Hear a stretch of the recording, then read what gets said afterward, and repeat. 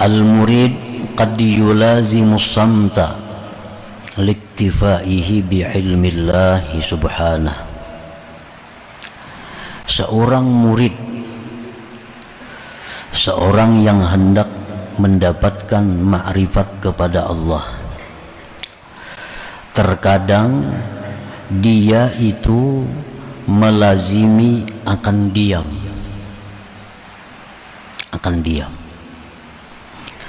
karena sudah merasa cukup dia dengan ilmu Allah subhanahu wa ta'ala. Terkadang seseorang itu, seorang murid tadi, dia berdiam apapun keadaan yang dihadapinya, apapun kesengsaraan yang dialaminya, diam karena dia sudah cukup dengan pengetahuan Allah. Kada perlu lagi minta kepada Allah karena Allah sudah tahu. Jadi kadang-kadang seorang murid itu dalam keadaan demikian, apapun yang menimpanya, dia hanya diam karena sudah merasa cukup, Allah sudah tahu dengannya. Seperti yang dikatakan oleh Al-Habib Abdullah Al-Haddad, qad kafani ilmu rabbi min su'ali wa ikhtiyari. Qad kafani ilmu rabbi min su'ali wa ikhtiyari. Jadi cukup akan daku oleh ilmu Tuhanku daripada permintaanku dan usahaku. Ada perlu lagi minta, Tuhan tahu aja sudah yang kau perlukan ini apa. Kada perlu lagi berdoa karena Tuhan tahu aja apa yang aku butuhkan. Nah, seorang murid itu kadang-kadang dia ada mengalami keadaan demikian, sehingga apapun yang menimpa dia hanya berdiam, kada minta apa-apa kepada Allah karena dia yakin Allah tahu keadaannya.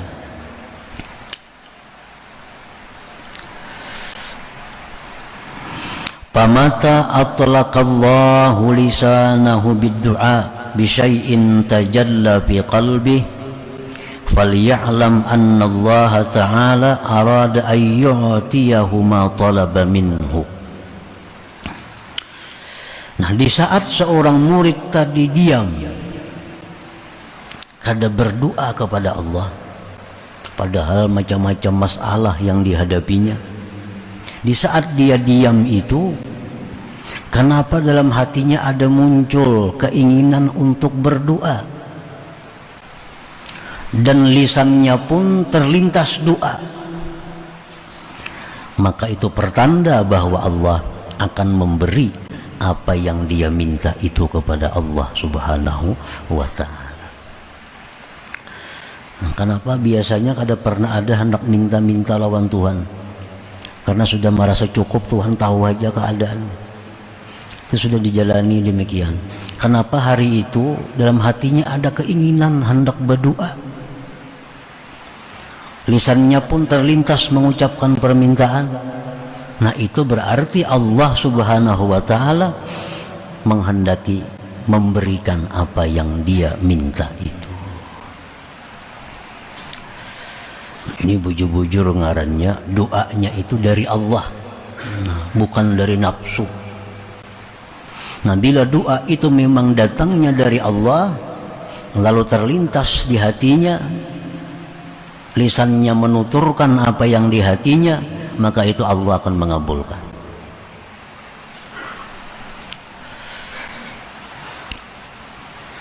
Qala an-nabiy sallallahu alaihi wasallam, man u'tiyad du'a lam yuhramil ijabah.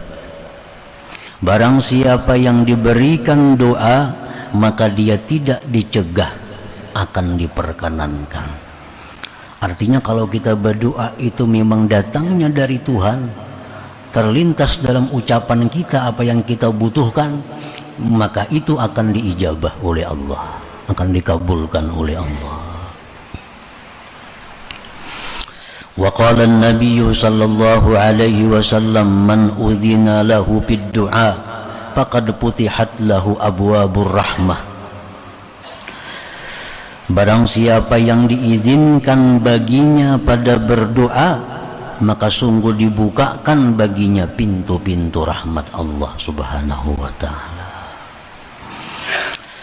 Nah, para muhibbin rahimakumullah, jadi kenapa doa kita itu biasanya kada diijabah oleh Allah, doa-doa kita itu kada dikabul oleh Allah?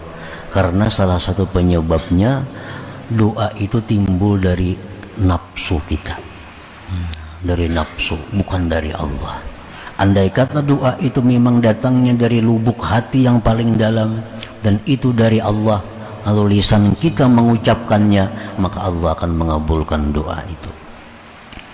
Jadi orang-orang salihin, orang-orang arifin, sebelum mereka berdoa kepada Allah, mereka terlebih dahulu mengetahui dari mana datangnya geritik hati untuk doa ini. Keadaan susah, keadaan sulit, keadaan dalam masalah, dalam hati keinginan timbul lawan Tuhan nak berdoa. Nah, mereka kada akan langsung berdoa sebelum tahu bujur bahwa datangnya geritik hati untuk berdoa ini adalah dari Allah Subhanahu wa ta'ala. Karena bila demikian, doa itu kada sia-sia, doa itu akan diijabah oleh Allah. Para muhibbin rahimakumullah,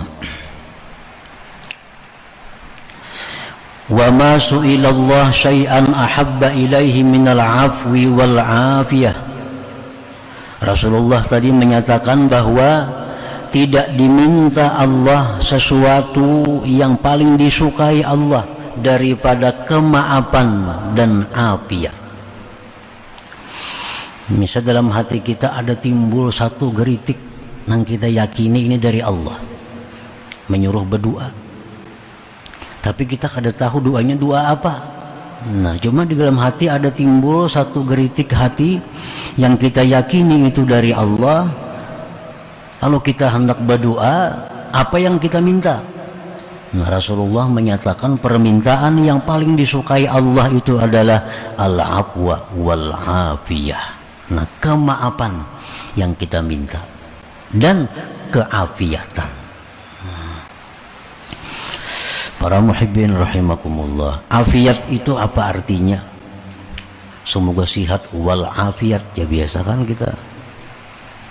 Nah, para ulama menjelaskan afiat itu artinya assalamatu minal makruh dunia wa ukhra. Itu arti afiat, selamat dari hal-hal yang tidak kita inginkan dunia akhirat. Yang paling mantap sudah tuh, ringkas. Afiyah artinya apa? Selamat dari perkara-perkara yang kita benci, baik di dunia atau akhirat.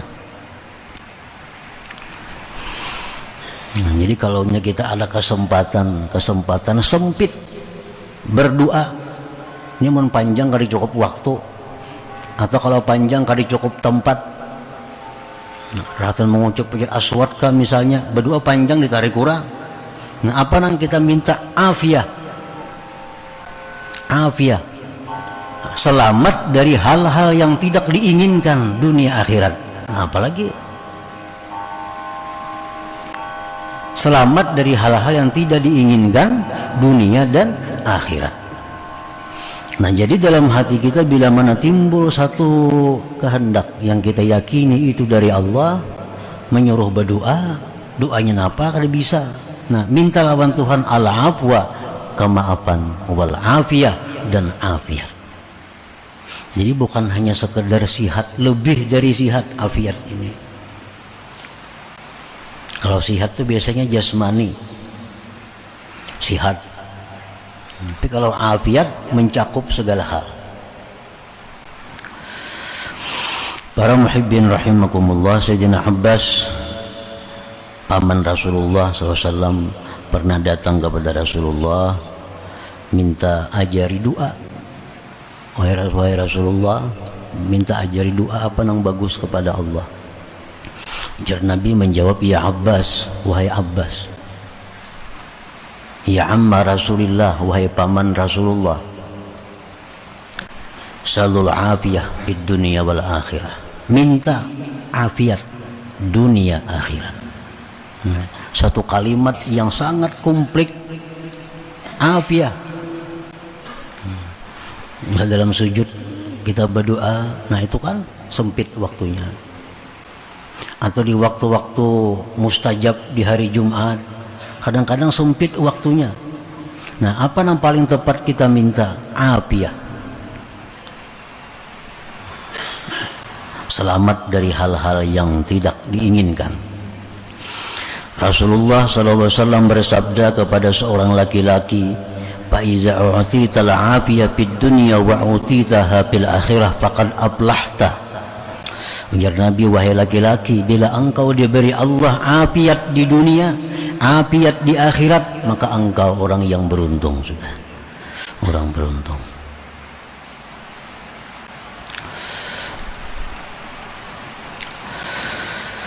Qala Rasulullah sallallahu alaihi wasallam, qala Allah Ta'ala, la tad'uni bi syai'in illa istajabtu lah, wa la tas'aluni syai'an illa a'taituk. Ini orang yang berdoa, yang doanya itu dari Allah, bukan dari nafsu, bukan dari setan. Orang-orang yang berdoa dengan sebuah doa yang memang itu geritik hatinya dari Allah. Allah berfirman, tidak engkau berdoa kepadaku dengan sesuatu melainkan aku ijabah akan kamu, dan tidak kamu minta kepadaku sesuatu melainkan aku berikan sesuatu itu.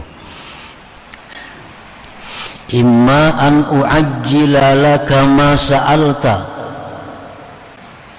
Ada kalanya, ujar Tuhan, aku segerakan bagi engkau yang aku minta itu. Ya Allah, berilah hamba ini. Nah misalnya, itu doa datang dari hati yang dalam, tak ucap di mulut. Ya Allah, berikan hamba ini. Allah kabulkan. Bisa segera, bisa langsung diberikan Allah. Al-Fasallallahu ala zainil wujud Ansakan taibah wa khayyam fi zarud Al-Fasallallahu